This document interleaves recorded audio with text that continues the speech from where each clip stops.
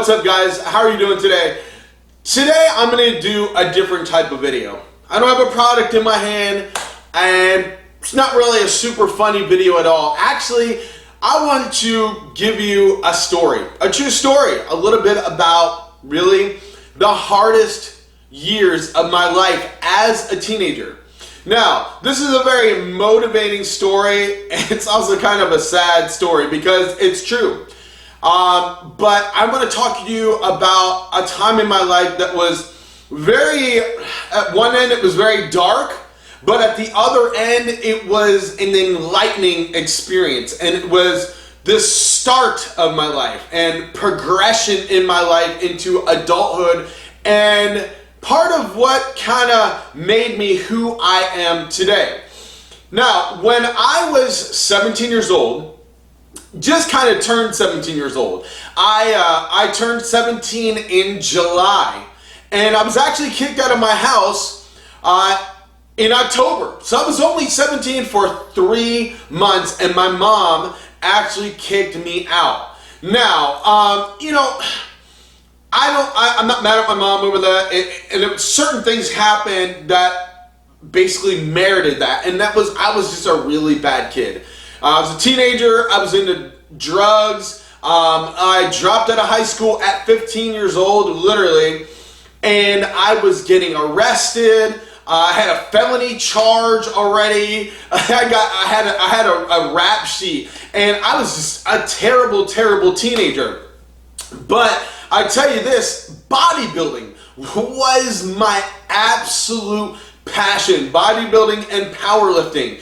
And I can tell you, when I was a teenager, I don't know any kid, any teenager, I didn't know anybody, even adults, that were probably as dedicated, obsessed, and infatuated with lifting weights as I was. And the fact of getting a trophy, the fact on being on stage, a lot of people ask me, how did you get into bodybuilding? I really don't know. I really don't know. Maybe it was the fact that it was an individual sport and I didn't need to rely on anybody. Maybe it's because I got in my own world. Maybe it was a way for me to channel out what a hard childhood I had, and the thought of being a champion reigned in my mind. When I was 17 years old, I actually moved into my brother's apartment. Then I moved in with a girlfriend, and then finally I had to move out of both those places. I was only there for like a couple weeks each, and I actually got my own trailer.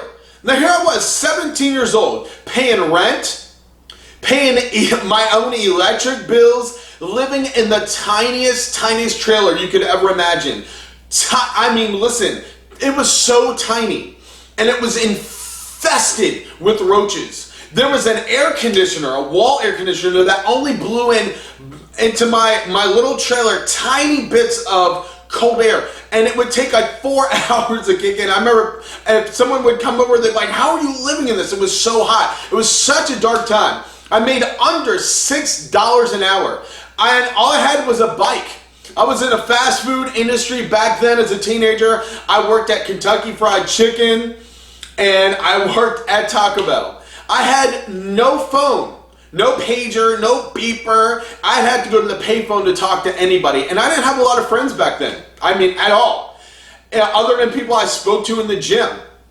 KFC was so funny, man. I had so much fun working in the fast food industry as a teenager. It was so much fun. But dude, KFC, man, they used to give me the leftover chicken, and I would take all that leftover chicken, and that's how I dieted for bodybuilding contests. And when I worked at Taco Bell, I would literally just eat that chicken and diet. And it was just crazy. In the off season, when I wasn't competing, I would eat so much chicken. I remember I would eat a whole rotisserie chicken and one of those whole entire cakes, and all throughout the day I was eating. And it was just funny because I actually gained a lot of muscle and was able to diet on fast food. You know, not the best diet, but hey, it worked at the time. I was so broke. I was so broke all the time, trying to manage my own bills. It was really crazy. I mean, I had a gym membership, and I remember, like, I was taking my bike. Now, I was a closer.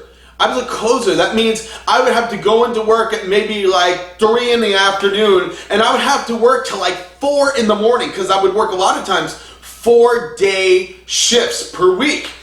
And I remember I made friends with this one lady that worked at Taco Bell. She was a manager. Bless her soul, man, because she literally would take me home at night. And I remember we put my bike, my dyno, which was like gold to me back then, we would put my dyno in the trunk, and she would drive me to my trailer. And I remember one day she told me, she's like, this is 8 miles. It took 8 miles on my bike, riding my bike to Taco Bell. 8 miles. And then I would work 10 to 12 hours. Brutal, on my feet all day. You know how fast food is. It was crazy. Wash dishes. And I would have to wash dishes at the end of the night, 4 in the morning. I would ride 8 miles back, dripping wet, smelling like crap on my bicycle. You kids think you have it bad today. You got to take the city bus a couple blocks. No, dude, it was brutal. No, I didn't have a good relationship with my mom at the time. I had no one to financially help me. It was just me, literally. And my dad, you know, my mom and dad, they got divorced when I was 1 year old. Of course, didn't have that relationship with my dad. Barely knew my dad. You know, I only saw him a couple times in my life. And I do remember one day, because I literally had to take the buses and it was expensive.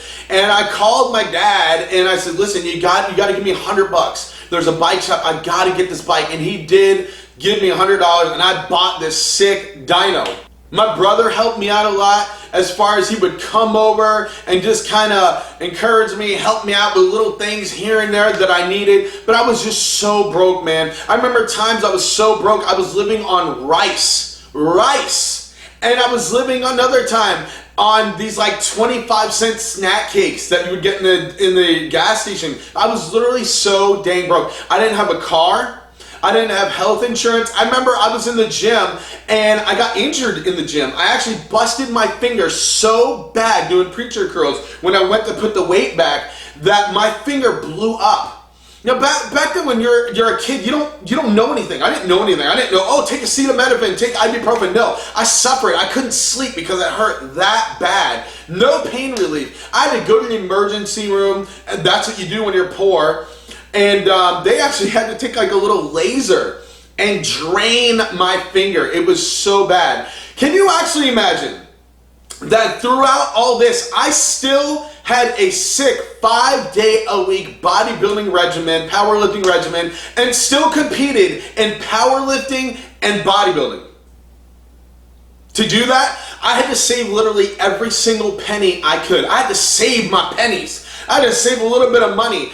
And to go to shows, I had to like bum rides. I had to like call people. I had to blue coworkers. Hey man, can you pick me up in my trailer and take me to the show and pick me up? Blah blah blah. It was a unique situation, a different tone, as some people might say. I remember that there was a show at University of North Florida in Jacksonville. Dude, I was only 16. No, I was 17. I was 16 on this one. And I actually took a Greyhound bus and went all the way up to Jacksonville. And when I called the hotel, I said, hey, listen, I said, how close is this hotel to the University of North Florida? Oh, it's right down the road. When I got there, no, it was miles. I had to wake up extra early the day of the contest on a depleted state and jog on the highway to the University of North Florida. Run the whole time. I got a ride back. I had someone pick me up and take me to the show again. I got back to my hotel. I had my Greyhound bus money on a desk. It was gone. It was missing. And I didn't know what to do. I actually was able to bum a ride back to Tampa. And I got a ride to Tampa. Someone had to pick me up from Tampa and take me back home.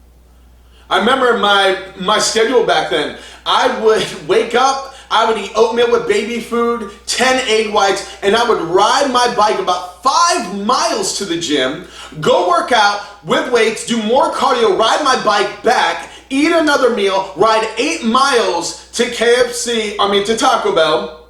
KFC was about 6 miles, work and come back. It was just crazy. It was really crazy. And I didn't have anyone to help me.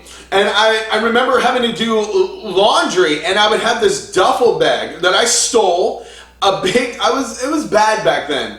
You know, I was just starting to come to who I was or whatever as a man, and I had to do what I had to do. And I remember I had this big duffel bag, and I had to fill it with dirty laundry.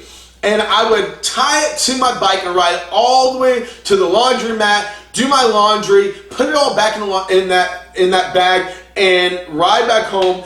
I would do my groceries like that. And you would see me riding my bike down the road with like 7 different dang grocery bags, including waters I would stuff under the handlebars to my trailer.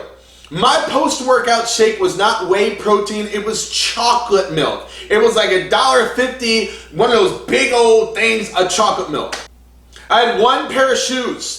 I worked out in those pair of shoes. I worked in those pair of shoes. I lived casually in those pair of shoes. I was literally just like 2 paychecks, maybe 1 paycheck from literally being homeless back then. I did a lot of bodybuilding shows as a teenager. I probably did like 10 bodybuilding shows as a teenager. During that time in that trailer, I actually broke a national record at 17 years old for the 17-year-old, 18-year-old, and 19-year-old 165-pound class in deadlifts, 505-pound deadlift at weighing 165 pounds. And I won the national championship. It was amazing. It was a really hard time in my life, but it was also something that built, again, who I was. It was lonely. It was dark. It took me a while just to even get a vacuum cleaner. I mean, literally, it was a weird time where I was growing up. It was literally just me and Jesus back then. I'm just keeping it real with you. And it was a struggle to survive. Really hard. And you know, I tell you what, I tell you this for a lot of reasons. I'm not looking for a pity party. I'm not telling you this, I'm going to get YouTube views on my sob story. I'm telling you this because that's why I have a heart for teenagers. And that's a motivating factor for me being on YouTube, is because I know a lot of teenagers watch me. And I just got a heart for teenagers because it's hard to be a teenager. It's hard to be in a broken home, and it's hard to go through all the scrutiny and criticism in high school as a teenager. And I just love teenagers, and I love to help them with their diets, and I want to see teenagers be successful. You know, I will say this, it was a dark time, but you know, I was happy. I was a joyful kid. I was hopeful. And there's one thing I had. One thing that I had my faith in God, obviously, but one thing I had as well was I had a hunger for excellence. And I remember on my refrigerator, I taped like pieces of paper on my refrigerator, and I had one in particular that I'll never forget. And it said, "Let the spark of excellence explode inside of you." It was something that I got from John Hagee. I used to watch him, eat my oatmeal in the mornings with him and watching The Price is Right. And all over the place, like motivational quotes. And I had one thing on my mind, and that was bodybuilding, powerlifting, and being a champion, no matter what. No excuses, no matter how hard that was for me. I do want to motivate you with this video, but I also want to give you some encouragement to not make excuses. Do everything you can to, no matter what your circumstances are. If you've got a goal, if you've got a dream, stick to it. Never take your eyes off it, and fight and fight and fight. You know, when I was working with I'llPumpYouUp.com, I never had an opportunity to make a video like that. Now that I'm not with them, I literally really wanted to make this video. It was very, very important for me to, you know, just kind of express a little bit of background, what I went through when I was a teenager for a lot of you teenage viewers. And this also might open your eyes to make you think, I don't have it that bad. I'm slacking. I ain't doing what I'm supposed to. This kid had to go through that and still made it happen. Maybe you don't have it that bad. So this could be an eye-opener. Listen, I want to thank all my viewers, all my subscribers, my friends, my fans, and I just want to say God bless you. And again, thank you so much for subscribing and supporting Tim Muriello.